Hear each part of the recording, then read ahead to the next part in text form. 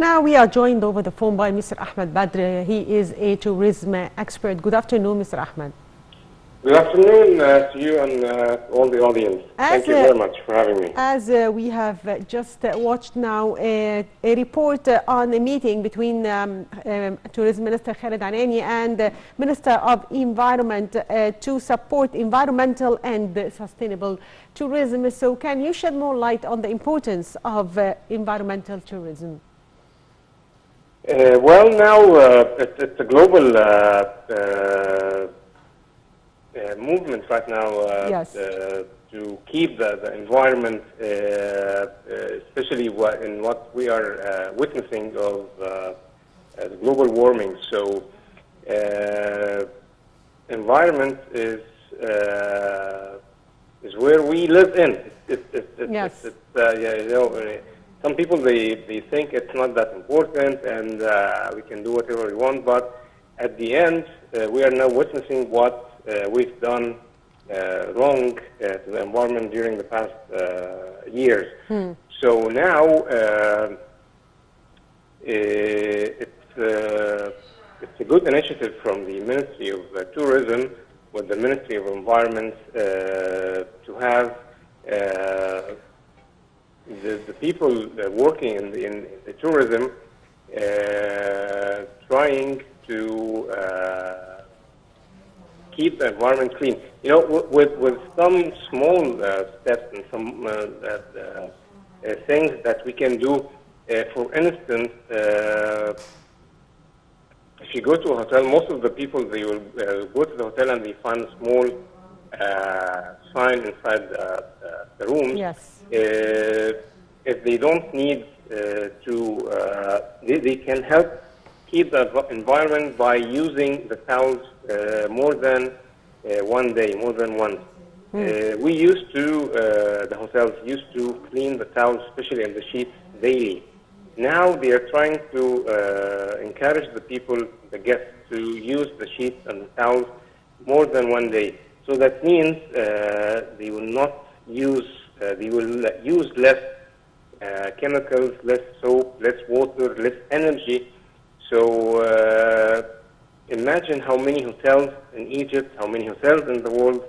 So how much less energy they will use, how much less chemicals they will use. Definitely that's a small step, but with other steps with it from the industry, from other industries, it will help keep the environment clean and more healthy for us and for the generations to come. Yes, actually, Mr. Ahmed, we have now many hotels promoting for ecotourism, and they are built in primitive ways, right? Exactly, yes, exactly.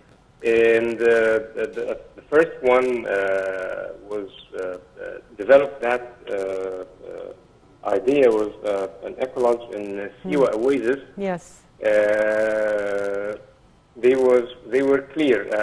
We are an ecolodge. We don't have electricity. We don't have any means of the new technology. So when you come, we use candlelight, no internet, no electricity, nothing, and it was very expensive.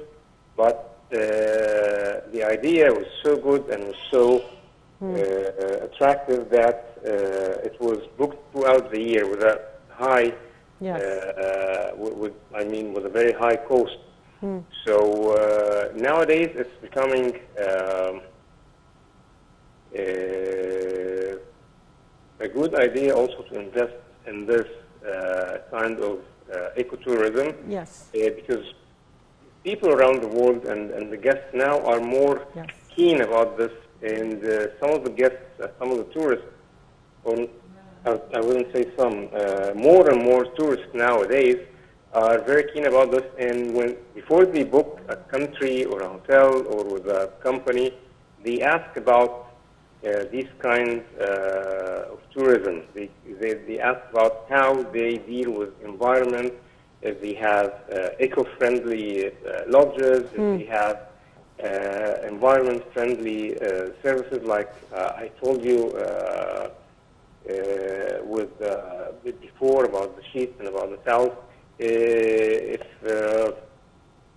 they go to a beach, is it allowed in these beaches to throw things or to fish without license? You know, all these things together, people are now more and more keen about it before they travel. So, sir, apart from environmental tourism, Dr. Khaled Al Anani concluded last week a visit to Dubai, where he participated in the Arabian travel market held from 16th till 19th of May. So, what is the importance of Egypt's participation in ATM 2021? The ATM was the first international travel fair to be held since the crisis of Corona last year. Yes. As you know, the whole world was closed, no fairs, no shows, nothing. The tourism was affected badly around the world with trillions of dollars lost for this industry and the industry of flights and air companies. So that was a very important fair for Egypt to participate in. Especially, it was a very selective fair. It was not as big as it was before, but it was very, very selective. All companies and all countries participated in it. They were coming to work, coming to explore good opportunities for business. So they were not coming just for having fun and mingle around. Yes. This is what I heard from my friends who went there. Yes. And of course, when the minister went there, it gave Egypt, more powerful push for it. Especially, we are now targeting the Arab tourists coming from the Gulf area, as now the Gulf countries are moving fast in the vaccination of against Corona, and some of the countries now, Saudi Arabia and Emirates, are encouraging their nationals to travel, those who got the vaccine and are fully vaccinated against Corona. In Egypt would be a good destination for them. They know Egypt, they love Egypt, and with the relatively low numbers of the people getting Corona compared to the rest of the world and compared to our population. So and also it was good for the Ministry of Tourism and with the Ministry of Health to vaccinate almost now most of the people working in tourism in the Red Sea area. I mean, Sharm el-Sheikh, Gara, Marsa Alam. That was a great initiative. And now also the Ministry of Tourism, also with the Ministry of Health, are encouraging all the other hotels and travel companies around Egypt to come and get the vaccine. Yes. So it will give the tourists also a safe feeling to travel to Egypt. Now they are vaccinated, and also the people working in tourism in Egypt are vaccinated. So this is what I call safe travel. And still some of the countries are not open yet, so definitely Egypt will be a great nation for them. We need them, they need us, especially during the summer time, which was usually the time for Arabian tourists. So, Mr. Ahmed, also during his visit to Dubai, in an interview, the Minister of Tourism expressed the state's keenness to promote integration of cultural tourism with beach tourism. through the establishment of a huge network of roads and express trains between various Egyptian provinces, in addition to working to link the Red Sea to the Nile Valley on all its axes. So how do you see this initiative by the state?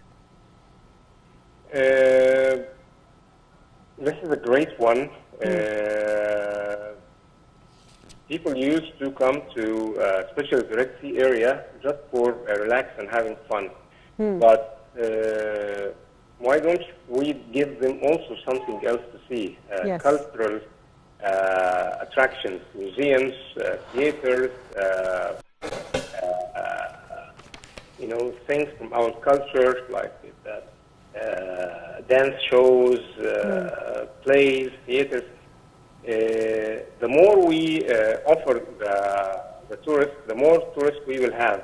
Because especially in the Red Sea area, some of the tourists are repeated clients. They come more than one time. So by this, we encourage them to come more than 2 times, 3 times, 5 times. Why not? 10 times. Every time they come, they see something new. This is what the rest of the world is doing. This is what a country like France is offering, and they are #1 in tourism in the world, incoming. Because every now and then they offer something new, so they encourage other the tourists to come and see. Okay, I've seen Eiffel Tower, but now they have an exhibition in Eiffel Tower, so I will go to see it. So it's the same thing. I've seen the beaches. So now they have a museum in Hurghada, a museum in Sharm el-Sheikh, which a great addition to the attractions in this area. And also, it was a great movement from the ministry to invite 45 travel influencers, and bloggers to Sharm el-Sheikh, to visit Sharm el-Sheikh and the beaches, and they visited the new museum of Sharm el-Sheikh, which is a great addition. The travel influencers and bloggers now are the best and the most efficient and fast way to attract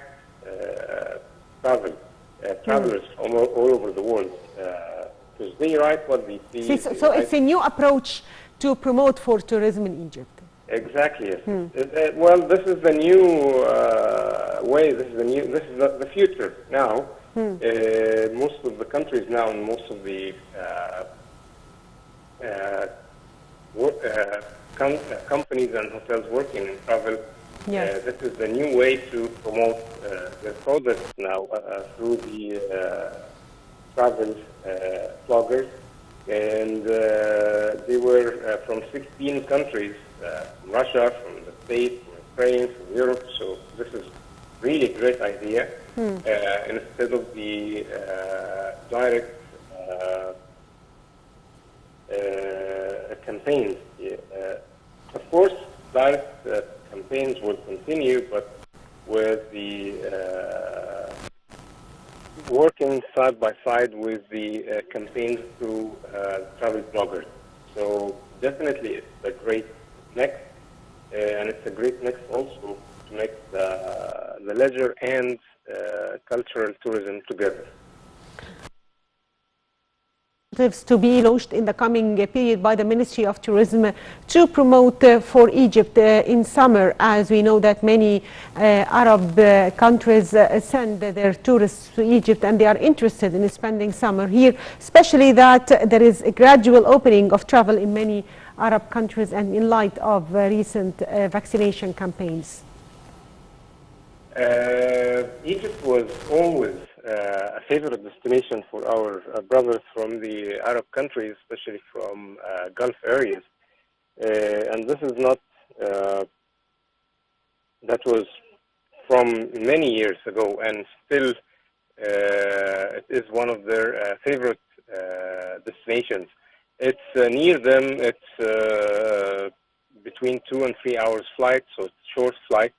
They come here and they find everything they want, speak the same language, we speak the same history together. So definitely, and they come and they spend the whole day. You know, they're not like the other tourists where most of them just spend the day in the hotel or in the resort or around the sightseeing.